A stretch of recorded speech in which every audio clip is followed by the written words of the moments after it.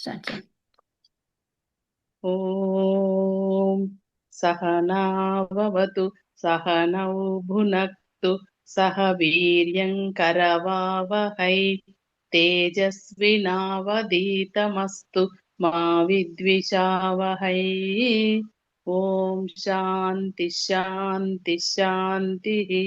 నమస్కారం అండి. ఓం నమస్తే అండి.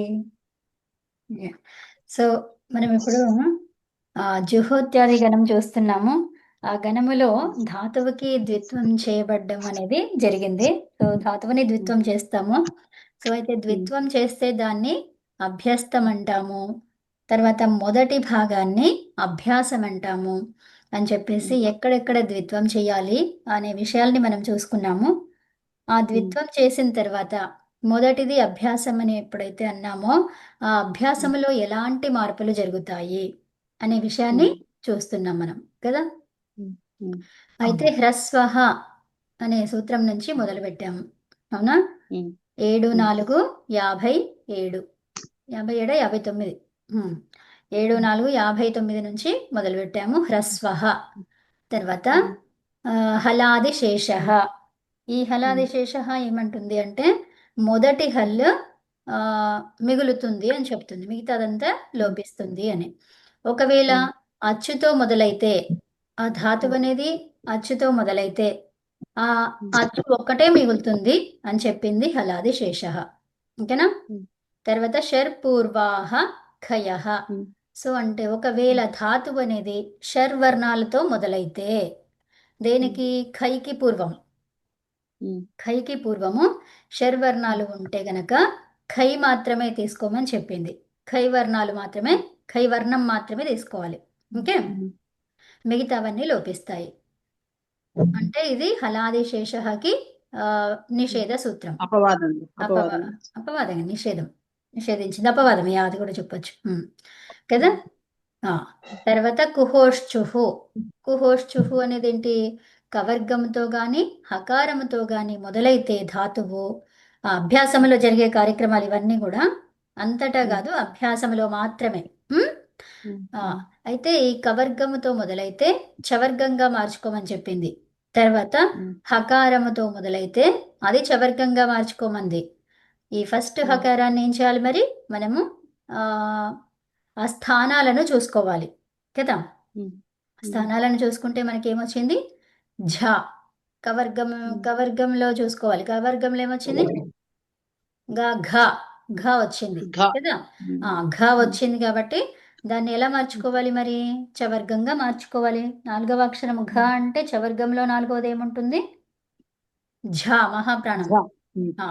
సో మహాప్రాణం ఉంటే అల్పప్రాణం చేసుకోమని అభ్యాసే చర్చ ఆ సూత్రం చెప్పింది. అది ఇందులో లేదు, 8వ అధ్యాయంలో ఉంటది. సో అది. తర్వాత నా కవతేర్యంగి అంటే ఏ కవతే అనే శబ్ద రూపము ఏ ధాతువుకైతే వస్తుందో ఆ ధాతువును, మూల రూపం ధాతువును యంగ్ పరంగా ఉంటే ఇలా కాదు అన్నారు. ఎలా కాదు? కవర్గాన్ని ఏం చేసుకోవాలి కవర్గం మనం? చవర్గంగా కాదు. కవర్గం అనేది చవర్గంగా కాదు అంటే కుహు చుహు న భవతి, అవునా? తర్వాత కృషేశ్చందసి. కృష్య ధాతువుకి ఛందస్సులో ఏం పరంగా ఉంటే పైన ఇప్పుడు ఇంతకు ముందు చెప్పుకున్నాం యంగ్ అని కదా. సో ఇక్కడ కూడా యంగే అనువృత్తిగా వస్తుంది. ఓకే, సో యంగ్ పరంగా ఉంటే ఏం చేయొద్దు? కృషేష్ ఛందసి. ఏమన్నారు ఇక్కడ? ఛందస్సులో యంగ్ అనేది పరంగా ఉంటే ఈ చు అనేది కాదు, ఈ క ఉందా, కవర్గం అనేది చవర్గంగా మారదు ఈ కృష్ ధాతువుకి. ఓకేనా? తర్వాత ఇది దాదర్తి, దర్దర్తి, దర్దర్షి, భూభూత్ ఇవన్నీ ఉన్నాయి కదా. సో ఇవన్నీ కూడా ఛందస్సులో ఏం కాదంటున్నారు? ఛందసి ఇది ఛందసి. సో ఇప్పుడు ఈ ఛందస్సులో ఇవన్నీ కూడా ఏం కాదు, కవర్గంతో మొదలైతే చవర్గంగా మారదు. ఇవన్నీ కూడా ఏంటివి? నిపాతాలు. సో నిపాతం అని చెప్పేసారు వీటిని, అవునా? కాబట్టి వీటికి ఏమీ మార్పు ఇంకా ఉండదు, అదంతే వాడుకోవాలి. ఓకే, తర్వాత ఉరత్. ఉరత్ అంటే ఊహు అత్ అంటే రికారానికి అత్ ఆదేశం వస్తుంది అని చెప్పుకున్నాం. ఉమ్, అవునా? ఉమ్, ఎప్పుడైతే ఉమ్, రికారానికి ఆ ఉమ్, అచ్చు అకారం ఆదేశంగా వచ్చిందో దీన్ని ఏం వర్ణం అంటాము? ఉమ్. అణ్ కదా. అణ్ అన్నా. ప్రత్యాహార వర్ణం. ఉమ్, అణ్ ప్రత్యాహార వర్ణములో నుంచి ఏవైనా అక్షరాలు రికారానికి ఆదేశంగా వస్తే అప్పుడు ఎవరు వస్తారు? ఉమ్, రపరం. రపరం వస్తుంది. ఉమ్, ఓకే. రపరహ, ఉరణ రపరహ, ఊరాణ ఉమ్, అంటే ఏంటి?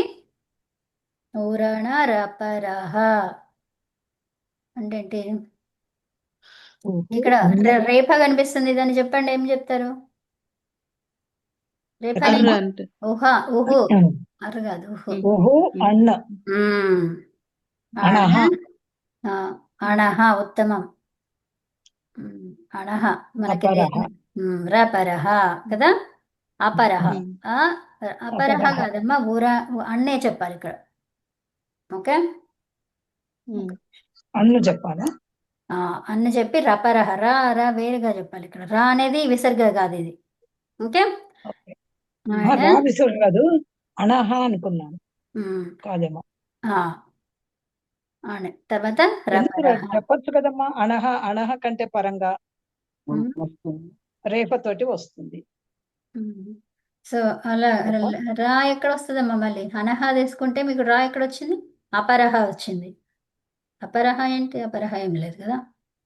అదే అణహలోనే ఆ విసర్గ రేఫగా వచ్చిందా అని అనిపించింది. అనుకున్నారు, కానీ ఆ ఉమ్. రేపని తీసుకుంటే మళ్ళీ అపరహ వస్తుంది కదా. అపరహ లేదు కదా, మనకి ఓకే. రపరహ కావాలి కదా. అవును. ఆ. సో అణ తర్వాత రపరహ, అణ రపరహ. ఇంకే మళ్ళీ ఆ ఏమైంది కదా. అణ రపరహ, అణ అనే పెట్టుకుంటే అయిపోతుంది అక్కడ. ఓకే. ఓకే. ఉమ్, అణ అనేది విసర్గ. విసర్గ ఏమైంది? విసర్గ లోపించింది. మనకి విసర్గ సందులు తెలుసు కదా. విసర్గ లోపం ఉమ్. అయ్యింది అంతే. ఇక్కడ అకారం తప్ప, ఈ అకారం తప్ప ఇంకా వేరేవి ఏవి ఉన్నాయి కూడా ఈ విసర్గను లోపించుకోవచ్చు. ఉమ్, ఓకే. ఇక్కడ ఉమ్. రపరహ ఉంది కాబట్టి. ఉమ్. సో అయితే ఇప్పుడు ఏమైంది అది? ఉహు అణ ఉమ్. రపర. ఉమ్. ఉమ్. అంటే ఇప్పుడు అది ఏ విధంగా ఉంది? ఇది ఉహు. ఉహు అంటే ఏంటి? షష్ఠిలో ఉంది అది. ఓకే. షష్ఠి. ఉమ్, ఉమ్. ఉహు అనేది అణ్. ఓకే. అణ్ కావాలి మనకు. అంటే ఇది అన్నగానే తీసుకున్నది బిడ్డ. ఇది ఏంది చెప్దాం, తర్వాత చెప్తాను నేను. ఇది అణ్. అయితే అన్ ఊ అనేది అణ్గా మారితే, అంటే అన్ ప్రత్యాహారంలోని వర్ణాలుగా మారితే, ఇప్పుడు అలాగే మారిందా రీ అనేది? అవును. మారింది కాబట్టి రపరహ. రా అనేది రా ప్రత్యాహార వర్ణాలు అనేవి పరంగా ఉమ్, వస్తాయి. ఓకే. రా ప్రత్యాహార వర్ణంలో ఏమేమి ఉన్నాయి? ర తర్వాత ల్, ఈ రెండు ఉన్నాయి. సో మరి రెండిట్లో ఏది తీసుకొస్తావు కదా. అంటే ఉమ్, ఏమన్నారు? రికారమైతే రేప తీసుకో, ఉమ్. రికారమైతే లు తీసుకో. ఇల్లు తీసుకో. అర్థమేనా? ఇక మనం ఉమ్, దేంతో తెచ్చుకుంటున్నాం అకారం? అకారం ఆదేశం దేనికి వచ్చింది? రికారం రికారం. రికారంతో తెచ్చుకుంటాం. సో పరంగా ఏం పెడతావు? రేఫ. రు. రేప. రేఫ పెడతాం. అర్థమైందా? ఉమ్, ఉమ్, సో అప్పుడు అది అర్ర అయింది. ఓకే. ఉమ్, ఉమ్. ఉమ్. అమ్మా ఇది మళ్ళీ ఒకసారి చెప్పరా? ఏదమ్మా ఇది మొత్తమా? రికారం ఆ. అయితే సో రేప ఇప్పుడు తెచ్చుకోవాలి. ఆ, రికారం అయితే లకారాన్ని తెచ్చుకోవాలి. ఓ రికారం. ఓకే. ఉమ్. అంటే రెండు ఉన్నాయి కదా. రా ప్రత్యాహార వర్ణములు రెండు ఉన్నాయి. రా ప్రత్యాహారంలో ఎన్ని ఉన్నాయి వర్ణాలు? రెండు. రెండు ఉన్నాయి. అక్షరాలు రెండు ఉన్నాయి. సో ఈ అక్షరాలని, మరి రెండు అక్షరాలని ఎలా, దేనికి ఏది తీసుకుంటావు కదా. అవునా? ఉమ్, మరి రెండు ఉమ్, తెచ్చుకుంటావా? పక్కన రెండు పెడతావా, లేకపోతే ఏదన్నా ఒకటే పెడతావా? ఒకటే పెడితే మరి ఏ ఒక్కటి పెడతావు అంటే ఏమన్నారు ఇక్కడ? ఉమ్, రికారం అయితే రేఫ పెట్టు. ఉమ్, ఓకే. సో నీకు వచ్చిన ఉమ్. అకారం అనేది దేనికి వచ్చింది? రికారానికి వచ్చిందా, రీకి వచ్చిందా ఆదేశం? రికారానికి వచ్చింది. రికారానికి ఆదేశం వచ్చింది కాబట్టి దాని పక్కన ఎవరిని పెడతావు నువ్వు? రేఫ. రేప రేప పెట్టాను. హా.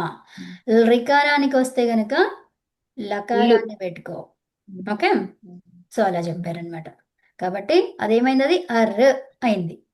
ఉరత్తులో రీ రీ అని రాస్తాం కదా. సో అప్పుడు మొదటిది ఏమైతుంది? మొదటిది రెండవది రెండు కలిపి. ఓకే, అర్ అర్ ఇలా వచ్చింది. సో ఇప్పుడు మనకి అభ్యాసంలో చెప్పుకున్నాం, అచ్చుతో మొదలైతే ఏం చేయాలన్నాం?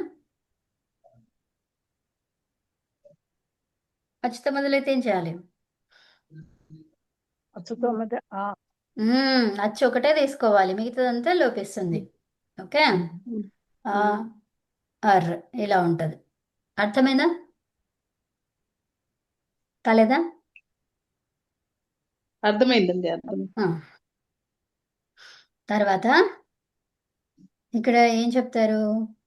ఇక్కడ ద్యుతీస్ ఇక్కడ ఇంకోటి వచ్చేసి మనకి వేరే రూపాలు ఇప్పుడు వద్దుల, రూప సిద్ధి వద్దు, అంతవరకు చాలు. ఆ, ద్యుతి స్వాప్యోహో ఏమన్నారు ఇక్కడ? ద్యుతి స్వాప్యోహో సంప్రసారణం అంటే ఏంటి? ద్యుతి ద్యుత్తు స్వాప్ స్వప్పు ధాతువులకు యాక్చువల్గా అభ్యాసంలో సంప్రసారణం. స్వాప్ ధాతువు, స్వప్పు కాదు, స్వాప్ ఇది కదా. నిన్న స్వాప్ స్వప్ అని చెప్పుకున్నాం. స్వాప్ అవును. ధాతువు. సో ద్యుతి, ఈ ద్యుతి ధాతువుకి తర్వాత స్వప్ ధాతువు, స్వాప్ ధాతువుకి ద్యుత్ స్వాప్. ఓకే, సో ఈ రెండిటికి కూడా ఏమవుతుందంట? సంప్రసారణం. ఓకే, సంప్రసారణం జరుగుతుంది. అర్థమైందా? దేనికి? అభ్యాసములో. ఎక్కడ జరుగుతుంది? అభ్యాసంలో. ఆ, ఇప్పుడు ద్యుత్తు చేసుకున్నాం, ఈ అభ్యాసం ఇది. దీంట్లో మార్పు ఏం కావాలి? సంప్రసారణం కావాలి. మరి సంప్రసారణం దేనికి జరుగుతుంది? ఇగ్యనః సంప్రసారణం సంప్రసారణం అంటే ఎక్కులకి ఏం జరుగుతుంది? ఎన్నులు ఎన్నులు వస్తాయి. ఎన్నులకి ఎక్కులు వస్తాయా? ఎక్కులకి ఎన్నులు వస్తాయా? ఎన్నులకి ఎక్కులు వస్తాయి. సంప్రసారణం అయితే ఎండ్లకి ఎక్కువ వస్తాయి. ఎన్నులకి యు వు రు లు ఇలా ఉంటే యకారానికి ఇకారము, వకారానికి ఉకారము, రేఫ రకారానికి రేఫ కదా. తర్వాత లకారానికి రి. రి. సో ఇలా వస్తుంది అనమాట. అర్థమైనా? అదే సారీ, రేఫకి ఏం చెప్పుకుంటాము? రి. రి. రి ఆదేశం. ఓకే, సో ఇప్పుడు ఈ ద్యుత్తులో మనకి ఏం కనిపిస్తుంది మరి? పైనవి కనిపించాలి. యకారం కనిపిస్తుంది. యకారం కనిపిస్తే ఆదేశం ఏంటి మరి? యకారానికి ఇకారాదేశం. సో అక్కడ ఈ పెట్టుకోవాలి, ఇక్కడ ఈ పెట్టేసి. సో ఇప్పుడు మనకి ద కూడా ఉంది, ఇంకా ఏముంది అక్కడ?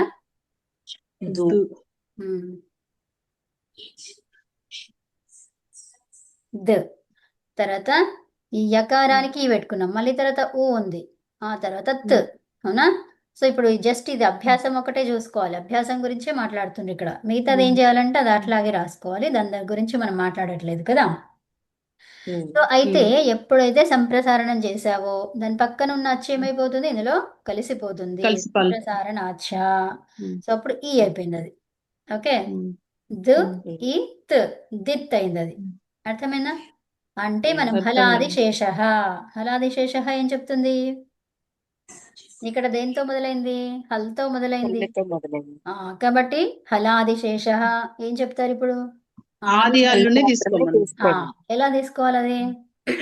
అచ్చుతో సహా. అచ్చుతో సహా. సో అప్పుడు ఏం తీసుకోవాలి? దిత్. అర్థమైందా? అభ్యాసంలో మనకి ఏమొచ్చింది ఇప్పుడు? ద్యుత్తు నుంచి దిత్ వచ్చింది. అది ఓకేనా? అది సంప్రసారణం. ఓకే, నెక్స్ట్ ఇంతవరకు చూసుకున్నాం కదా, ఇది కూడా అయిపోయింది. వ్యథోలిటి ఏమన్నారు? ఇక్కడ లిట్కి పరిమితం చేశారు ఇక్కడ. ఓకే, ఈ పైన దాంట్లోనేమో ఈ రెండింటికి ఏ పరంగా వచ్చినా అనేది ఏం చెప్పలేదు ఇక్కడ. అర్థమైందా? సో పరం గురించి ఏం మాట్లాడలేదు. నీకు పరంగా ఏముండాలి అని అవసరం లేదు, అంటే నువ్వు ఏ ప్రత్యయం తీసుకొస్తావు అని చెప్పలేదు ఇక్కడ. ఓకే, ఏదన్నా కావచ్చు ఇంకా. అంటే ఈ ద్యుత్ స్వాప్ అనే ధాతువులు నువ్వు ఏ దాంతో తీసుకొచ్చినా కూడా ద్విత్వం ఎక్కడెక్కడ చేస్తావో ఆ ప్రత్యయాలలో ఎక్కడ చేసినా కూడా సంప్రసారణ చేసుకోవచ్చు. ఓకే, కానీ ఇక్కడ వచ్చేసరికి ఏమైపోయింది? ఇక్కడ పరిమితం చేసేసిండ్రు ఇక్కడ. అవునా? అపరిమితం కాదు, ఇక్కడ పరిమితం. అవునా? సో లిట్కి పరిమితం అది. అంటే లిట్ ఉంటేనే ఈ కార్యం జరుగుతుంది, లేకపోతే జరగదు. అర్థమైందా? ఉమ్, సో లిట్ ఉంటేనే జరుగుతుంది. లిట్ ఉంటేనే ఇక్కడ ద్విత్వము రెండు చేస్తాం కాబట్టి ఏదది వ్యత్ అనే ధాతువు. ఓకే, ఉమ్. లిట్ ఉంటే 5 చెప్పుకున్నాం కదా మనం. అవునవును. సో వ్యత్ లిటి. లిట్ ఉంటేనే ఇది జరుగుతుంది. ఇక్కడ నేను సన్ తెచ్చాను, అప్పుడు వస్తుందా? ఉమ్. ఇప్పుడు చెప్పుకునే రాదు. విషయం రాదు. యంగ్ తెచ్చాను, వస్తుందా? రాదు రాదు జుహోత్యాది గణం తెచ్చాను, వస్తుందా? రాదు రాదు. చెంగు చంగ్ తెచ్చాను, రాదు. రాదు. లిట్ మాత్రమే వస్తుంది. ఓకే, లిట్ లో మాత్రమే. సో ఇక్కడ సంప్రసారణం చెయ్యాలి అంటే మనకి రెండు కనిపిస్తున్నాయి, వకారం యకారం రెండు ఉన్నాయి అక్కడ. రెండింటిలో మరి దేన్ని చేస్తావు? అచ్చుతో కూడిన అచ్చుతో హల్లుల్ని ఉన్నది. చూసుకోవాలి.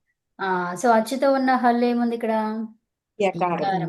దివ్య. యకారానికి ఏమైపోయింది? ఈ వచ్చింది. ఈ తర్వాత యాలో ఆ ఉంది.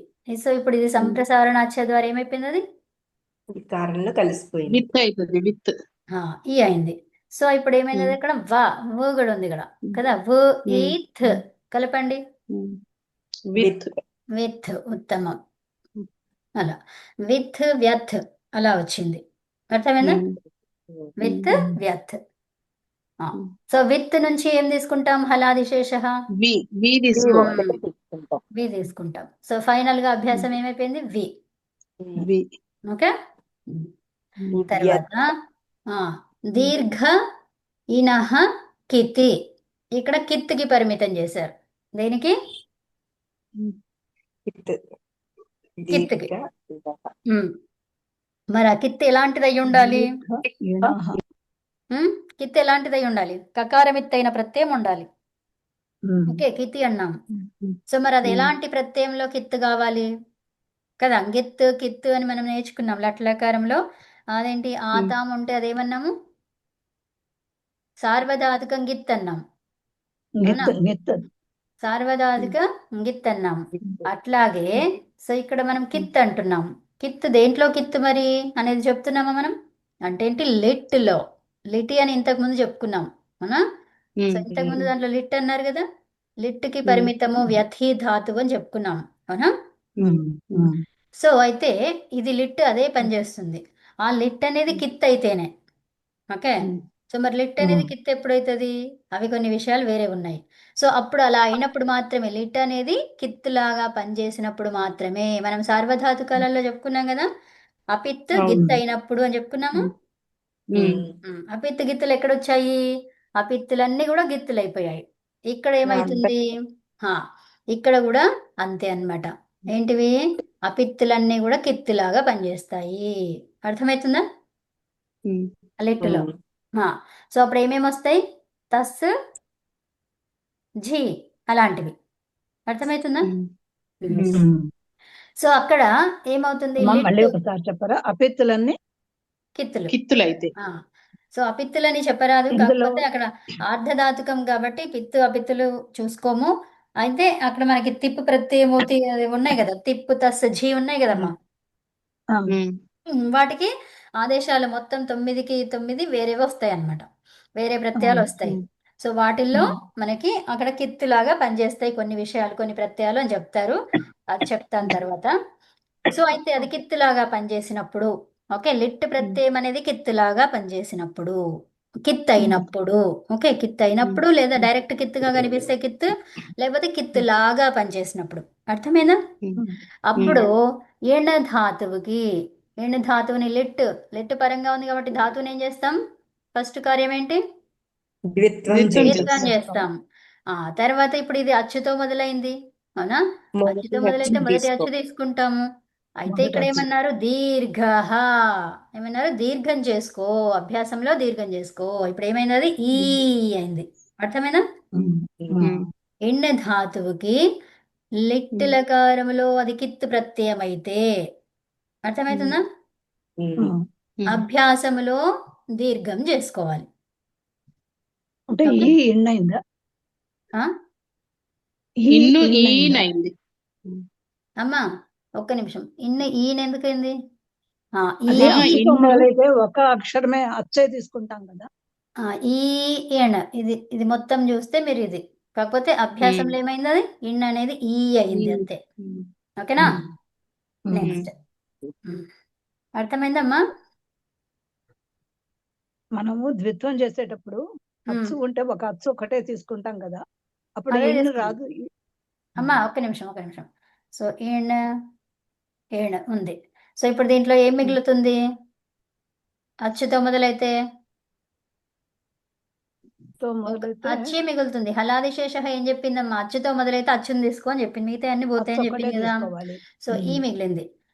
ఇప్పుడు వేరే ప్రస్తుత సూత్రం ఏం చెప్పింది? ప్రకృత సూత్రము దీర్ఘ అన్నదా? దీర్ఘం దీర్ఘం ఇప్పుడు దీర్ఘం చేసుకోవాలి. చేస్తే ఏమవుతుందమ్మా? ఈ ఈ అయింది. అయింది. అంతే ఉమ్. ఓకేనా? ఈ ఇన్. అత ఆదేహే. ఇక్కడ ఏమన్నారు?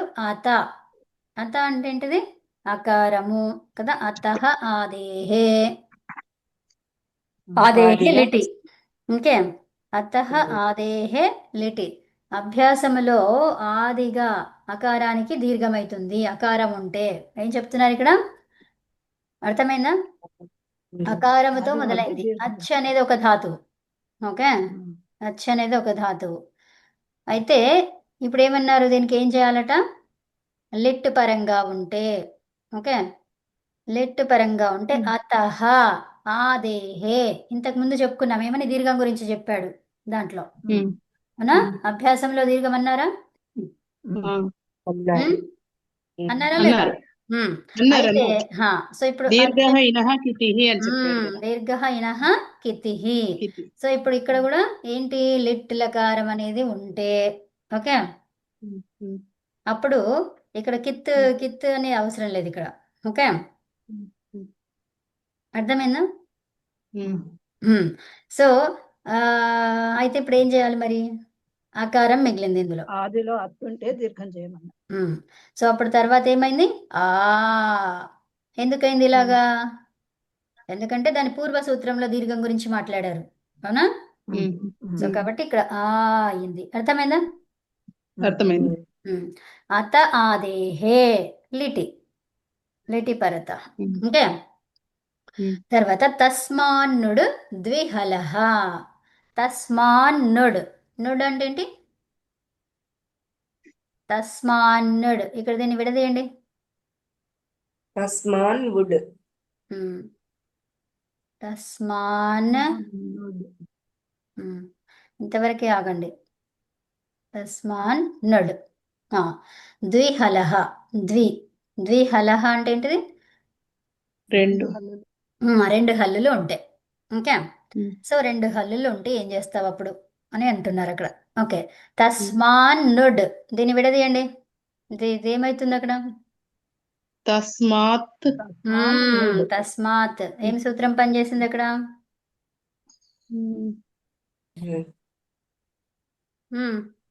తేజ గారు అనగానే మీ అందరికి ఆన్సర్ వస్తుందేమో ఇక. తేజ గారికి ఒకటే అడుగుతాను కాబట్టి ఆ సూత్రం.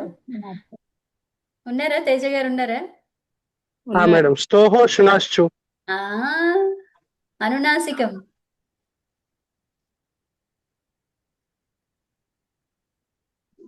అనునాసికము అది అనునాసికం కానిది అనునాసికం. సూపర్. మీ సూత్రాన్ని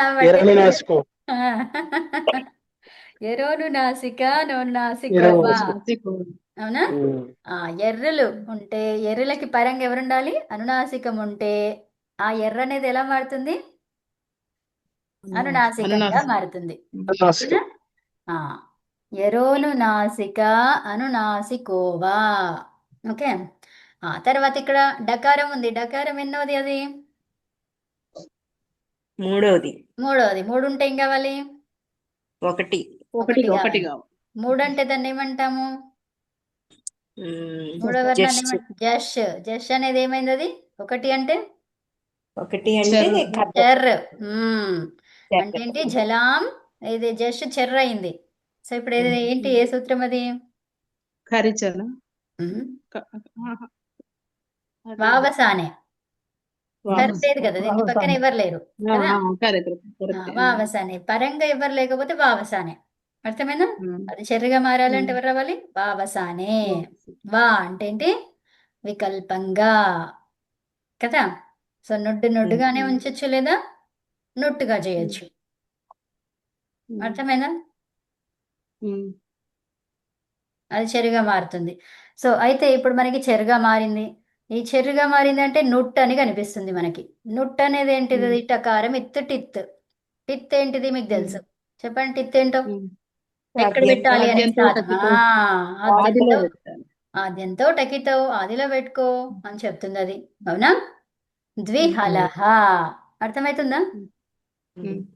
ఆ ఇక్కడ ఏమన్నారు? తస్మాత్. తస్మాత్ దేని నుంచి మరి? దేని నుంచి అంటే ద్విహలహ. ఏమన్నారు అక్కడ? పంచమి. ద్విహలహ. సో ఎక్కడైతే రెండు హల్లులు ఏదైతే ఉన్నాయో అక్కడ పంచమి తస్మాత్ అంటే ఇలా ఉంటే, అలా ఉంటే ఎవరు వస్తున్నారు? నుట్టాగమం వస్తుంది అని చెప్తున్నారు. అర్థమైందా? సో ఇప్పుడు అంగ్ అనే ధాతువు ఉంది. ఏం ధాతువు ఉంది? అంగ్. ఈ అంగ్ ధాతువులో రెండు హల్లులు ఉన్నాయా? ఉన్నాయి. ఉన్నాయి. ఉన్నాయి. ఇక్కడ మనం పైన ఇంతకు ముందు ఏం చెప్పుకున్నాం? ఒక సూత్రము అతః ఆదేహే అన్నాం. అవునా? అతః ఆదేహే అంటే ఏంటి? ఇప్పుడు అకారము తరువాత.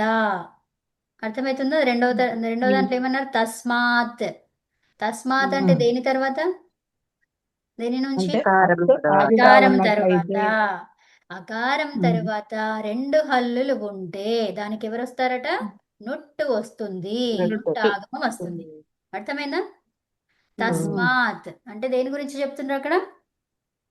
అకారము ముందు లేదా అచ్చు గాని. ఓకే, అకారం ఉంటే, అకారం గాని అచ్చు గాని ఉంటే ఏంటిది అది? ద్విహలహ. రెండు హల్లులు ఉన్నప్పుడు. అర్థమవుతుందా? రెండు హల్లులు దేని తర్వాత ఉండాలి? అచ్చు తర్వాత గాని అకారం తర్వాత. అకారం తర్వాత రెండు హల్లులు ఉంటే నుట్టు వస్తుంది. నుట్టాగమం. నుట్టాగమం వస్తుంది. అర్థమైందా? ఈ సూత్రం ఏం చెప్పింది? వస్తుందమ్మా. నుట్టాగమం నుట్టు ఇప్పుడు ఎక్కడ వస్తుంది? ఇది చెప్పండి మీరే. నకారానికి ముందు ఆదిలో వస్తుందా? వస్తుంది. అమ్మా ఇక్కడ దాని తర్వాత ఏముండాలి? రెండు ఉంటేనే వస్తుంది. రెండు హల్లులు ఉంటేనే వస్తుంది. అంటే ఇప్పుడు ఎవరికి రెండు వచ్చినట్టు? హల్లులు ఉంటే రెండు హల్లులకు వచ్చిందా లేకపోతే అకారానికి వచ్చిందా? రెండు అకారానికి. హల్లులు ఉంటే అనేది కండిషనే చెప్తారు కాబట్టి అకారానికే ముందు రావాలి. అయితే ముందంటే ఇక్కడ వస్తుంది, ఇక్కడ రాదు. మరి ఎక్కడ వస్తుంది? ఇక్కడ వస్తుంది. అయితే ఎక్కడ వచ్చినట్టు? అంటే నకారానికి రెండు హల్లులు అమ్మా రెండు హల్లులకి ఎప్పుడైనా ముందర మీరు వచ్చింది. గమనించండి, షష్ఠిని పరంగా తీసుకోవాలి, షష్ఠిని ఆధారంగా తీసుకోవాలని చాలా సార్లు చెప్పుకున్నాం మనం. అవునా? ఏం చెప్పుకున్నాము? షష్ఠి ఆధారంగా షష్ఠి ఆధారం తీసుకోవాలి. ఓకే, సో ఇప్పుడు మనకి ఇవి రెండు ఉంటే అంటే హ్రస్వం, ఇది అకారం ఉండాలి. తర్వాత అది ఉంటూ ఇంకెవరుంటే వస్తుంది? ద్విహలహ. రెండు హల్లులు. ద్విహలహ అన్నారు, సూత్రమే చెప్తుంది అక్కడ ద్విహలహ అని. రెండు హల్లులు ఉన్న చోట, ఓకే, రెండు హల్లులకి వస్తుంది నొట్టు. అర్థమైందమ్మా? ఓకే. రెండు హల్లులకి నొట్టు వస్తుంది. ఓకే, ఇప్పుడు ఆ తర్వాత రెండు హల్లులు ఉండాలి. హల్లుల తర్వాత వస్తుంది అన్నట్టు. అదంతా కాదు. ఇక్కడ ఆగమి ఎవరిక్కడ? ఇంకా రెండు హల్లులు. ఇంకా సో ఇప్పుడు ఈ నుట్టు ఎక్కడ వస్తుందో మీరు చెప్పండి. ఆద్యంత ఉటకితో సూత్రం చెప్పుకున్నారు కదా, అది దాన్ని చూసుకుంటూ ఆ చెప్పాలి. తర్వాత ఆ రెండు హల్లులకు ముందు పెట్టాలి. అట్లా చెప్పొద్దు. ఆద్యంత ఉటకితం ఏమన్నది? ఆదిలో పెట్టుకో అన్నది. దేనికి ఆది ఆదిలో పెడతావు? పెట్టుకోమన్నది. ఆగమికి ఆది. ఆగమి ఎవరిక్కడ? రెండు హల్లులు. అంతే. అర్థమైందా? బస్ అది అన్న ఇంగ ఇలా వస్తుంది అనమాట. అర్థమైందా? నుట్టు ఆగమం వస్తుంది ఎవరికి? ఆగమికి. మరి ఆగమి ఎవరిక్కడ? ద్విహలహ. అర్థమైందా? అర్థమైంది. అప్పుడు రెండు అనుస్వరాలు ఒకే దగ్గర ఉంటాయి. ఏంటండి?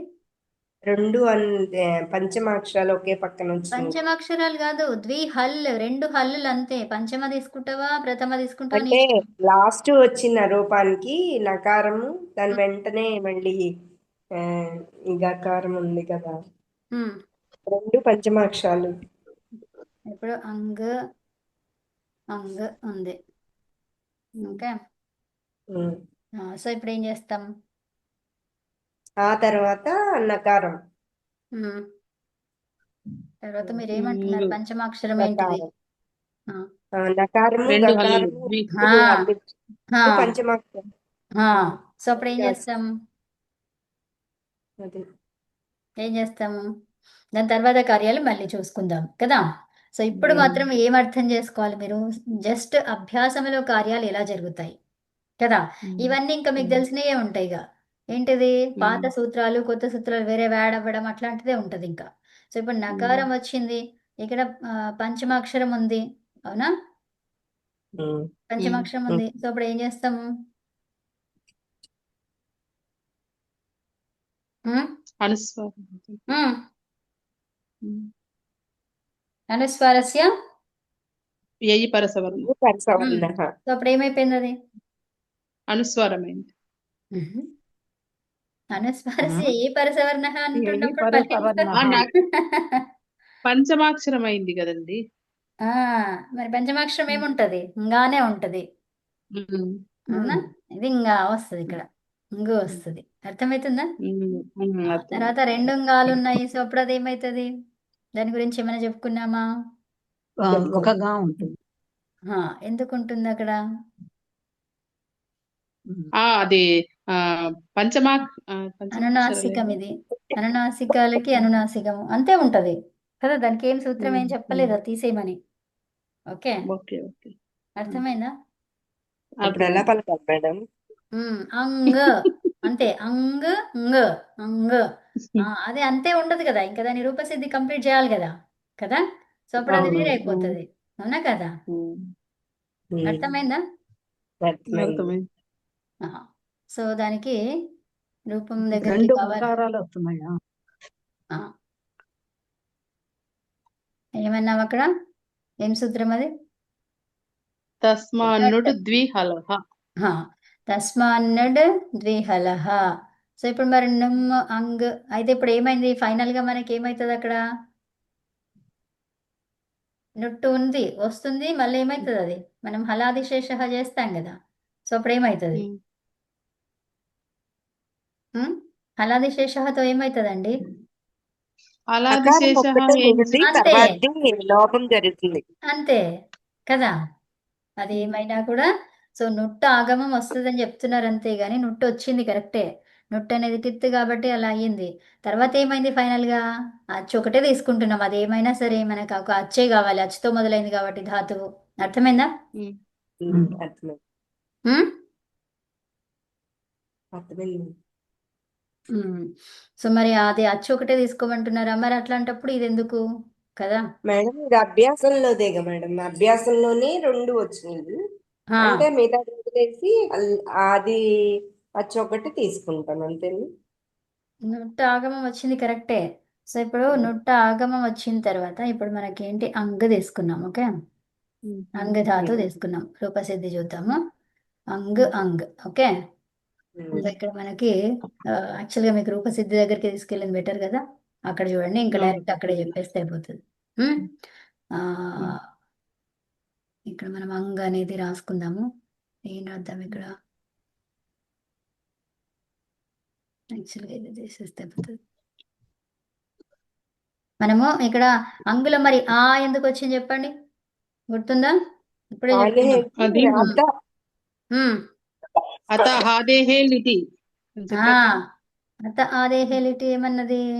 దీర్ఘం అంటే చేసుకోండి. అభ్యాసంలో ఆదిగా అంటే అకారం ఉంటే లిట్టు పరంగా ఉంటే దానికి దీర్ఘం చేసుకోమని చెప్పారు కదా. దీర్ఘ. సో దానికి మూల సూత్రం ఏంటిది మరి? దానికన్నా ముందు దీర్ఘం గురించి చెప్పుకున్నాం, ఏమది? అది దీర్ఘ ఇనహ ఇతి. ఇనహ, దీర్ఘ ఇనహ. ఇన్న ఇన్న ధాతువుకా అదేనా? అదే మేడం. అవునండి, ఇన్నే లిట్టు దీర్ఘ పరంగా ఉంటే. దీర్ఘ ఇనహ కితి అన్నాం, అవునా? దీర్ఘం గురించి చెప్పారు ఇక్కడ.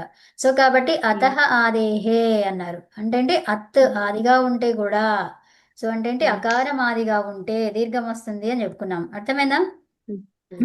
కాబట్టి ఆనంగ్ వచ్చింది ఇక్కడ సూత్రం. దీంట్లో ఏమొచ్చింది? ఆనంగ్ కనిపిస్తుందా? ఆనంగ్ రూపసిద్ధిలో మనకేమొచ్చింది ఇక్కడ? హంగ్. ఓకే, అగిగతవు.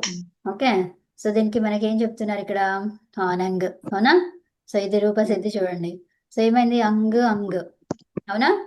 అంగ్ అంగ్ తీసుకుంటాం కదా, నుట్టు వచ్చింది కాబట్టి. అర్థమైనా? సో ఇప్పుడు మన ఫస్ట్ దాంట్లో ఏమైంది? ఒకటే మిగిలింది. అభ్యాసంలో ఆ ఒకటే మిగిలింది. మళ్ళీ సెకండ్ దాంట్లో ఉంది కదా నకారం. అర్థమైందా? ఆ, ఏమర్థమైంది? ఆ అంగ్ ఆ, ఉమ్, ఇక్కడ ఇది ఆలోది ఆ అగి ఆ అగి నుంచి ఆ ఒక్క నిమిషం అద అమ్మ, ఆగండి అంగ్ ఆగండి ఆగండి ఆగండి అమ్మ. ఇక్కడ అగి ఉంది, అగి ధాతు. అగి ధాతు అయితే ఏమైంది? నుమ్మాగమం వచ్చింది అక్కడ. అర్థమైందా? సో నుమ్మాగమం వచ్చింది. తర్వాత అంగ్ అయింది. అంగ్ అయిన తర్వాత మనకి ఏం చెప్పుకున్నాము? లకారం, లిట్ లిట్ చేస్తున్నాం కాబట్టి లకారం. తర్వాత లిట్ లకార ప్రత్యయాలను ఇప్పుడు మర్చిపోండి. తర్వాత ఈ అంగ్ వచ్చిన తర్వాత ఇదేంటి? లిట్ పరంగా ఉంది కాబట్టి ఇది ధాతువుని ఏం చేయాలి? ద్విత్వం చేయాలి. అవునా? ద్విత్వం చేసుకున్నాము. తర్వాత ఏం చేసాము? హలాది శేష. అవునా? హలాది శేష చేసుకున్నాము. ఆ తర్వాత ఏం చేసాము? అమ్మా ఉమ్, ఇక్కడ అంగ్ని ద్విత్వం చేసుకుంటే ఉమ్, అంగ్ అంగ్ రావాలి. అదే వచ్చింది కదమ్మా. ఆ ఓకే తర్వాత ఈ ఆ అనేది ఠాలోంచి వచ్చిన మూల రూపం ఒక్క నిమిషం ఆగండి అమ్మా, ఇది ఉంది కదా అంతే. ఇది వినండి, ఇంతవరకు వినండి. అంగ్ ధాతు. ఓకే, అర్థమవుతుందా? ఇక్కడ నువ్వు ఎందుకు వచ్చింది మీకు తెలుసు. ఇదితో నుమ్ ధాతోహో చెప్పుకున్నాం మనం. ఓకే, ఇదితో నుమ్ ధాతోహో ఏమంటున్నది? చివరి వచ్చే తర్వాత నుమ్ సబ్స్టిట్యూట్ ఇది చేయి అంటుంది. మరి చివరి వచ్చేదమ్మా అదే కదా, అది అయిపోయింది. అవి మీకు తెలిసిన విషయాలే కదా, అవునా కదా? అవునమ్మా. ఇప్పటి నుంచి జరుగుతుంది కథ. ఓకే, అంగ్ అంగ్ అయిన తర్వాత హలాది శేష. ఏం చేస్తారు? అకారాన్ని తెచ్చుకుంటారు అంతే. తర్వాత అత ఆదేహే ఏం చెప్పింది? దీర్ఘం చేసుకో అని చెప్పింది. దీర్ఘం తర్వాత చేసుకో. దీర్ఘం చేసిన తర్వాత తస్మాన్నెడ్. ఇక్కడ ఏంటి? రెండు హల్లులు కనిపిస్తున్నాయి. అక్కడ ఉన్నప్పుడు ద్విహలహ ఏమొస్తుంది? అక్కడ నుట్టు తీసుకురా అని చెప్తున్నాం. అవునా? సో నుట్టు తీసుకొస్తే ఎక్కడ పెడతావు? మరి ఇది దేన్ని చెప్పుకుంటున్నావు? దీని గురించే చెప్తున్నావు. రెండు హల్లులు ఉంటే అని చెప్తున్నామా? సో రెండు హల్లులు ఉంటే అక్కడ నుట్టు వస్తుంది అని చెప్పుకున్నాం. ఓకే, సో రెండు హల్లులు ఉన్నాయి కాబట్టి నుట్టు వచ్చేసింది. వచ్చి ఏం చేసింది మరి అది? దాంట్లో మిగిలింది నకారం. అవునా? నకారం మిగిలింది. తర్వాత ఇది అమ్మా ఇందాక నేను అన్నట్టు ఉమ్, ఈ నుట్ అనేది అంగకి ముందరగా వచ్చింది కదా, పూర్వంగా వచ్చింది. అదే చెప్పుకున్నాం కదమ్మా. అవును. ద్విహలహ అన్నారు కదా. ద్విహలహ అమ్మ, హల్ ఎక్కడుందో అక్కడ చూసుకోండి అమ్మ. రెండు హల్లులు ఎక్కడున్నాయి దానికి. ఇప్పుడు అది కాదు, అదంతా కాదు. నుట్ అనేది ఏంటిది? టిత్. టిత్ అనేది ఎక్కడ పెడతావు? ఆదిగా పెడతావు. ఆద్యంతో. సో మరి కవిత గారు దేని నాకు ఒక డౌట్ ఇక్కడ. కవిత ఆ, గారు, చెప్పండి. ఇప్పుడు అంగులో ఆ తర్వాత రెండు హల్లులు ఉన్నాయి కదా, నేను ఆ తర్వాత నుట్టు పెట్టి రెండు హల్లులు పెట్టాలనేమో అనుకున్నా, అట్లా అనుకున్నా. ఓ అంగు ఉంటది కదా, ఉంటది కదా. ఇప్పుడు హలాది శేషలో మనకి ఇది ఒకటే మిగులుతుంది. ఓకే, సో అయితే ఇది ఉండడం చేత ఏముండడం చేత ఏముండడం చేత అచ్చు ఉండడం చేత ద్విహల హల్లులు ఉండడం చేత కాదు కాదు, ఇది ఉండాలమ్మా. ఇప్పుడు మనకి చేచ ఏం చెప్తుంది? చేచ కాదు, హ్రస్వస్య పితికృతి తుక్ అన్నాం అక్కడ. ఓకే, అంటే హ్రస్వస్వరం ఉండాలి. ఓకే, తర్వాత తుక్కు రావాలి. పిత్ అయితే పిత్తైన ప్రత్యయం ఉండాలి. ఆ పిత్తైన ప్రత్యయానికి వచ్చింది అక్కడ. దేనికి వచ్చింది అది? తుక్ అనేది ఎక్కడ వస్తుంది? తుక్ అనేది హ్రస్వస్వరానికి వచ్చింది అక్కడ. అర్థమైందా?